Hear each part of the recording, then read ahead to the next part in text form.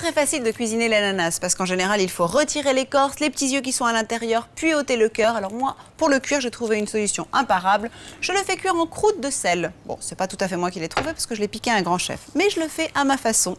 Donc 1,5 kg de gros sel pour un petit ananas Victoria. C'est important de prendre un fruit qui a été exporté par avion et non pas par bateau parce que de cette façon, on est sûr qu'il aura mûri naturellement sous le soleil.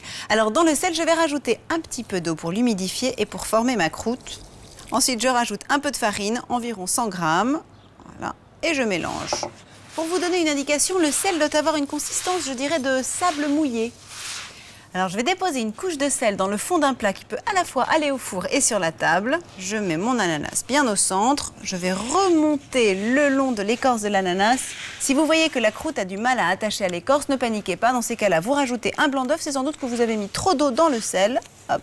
Il faut faire monter le sel tout doucement le long des parois de façon à emprisonner l'ananas dans une pyramide de sel. Faut de la patience, mais ça vaut le coup, je peux vous le dire. Pour la cuisson, je compte 2 heures à 150 degrés, thermostat 5. Et pour casser la croûte, le meilleur ustensile reste le marteau. Ah bah là, je pense qu'on est bon pour une extraction.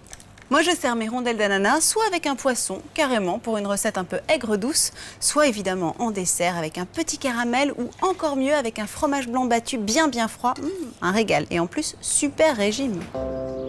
Et en guise de cuillère, moi je réserve une feuille que j'ai tirée sur le plumet de mon ananas.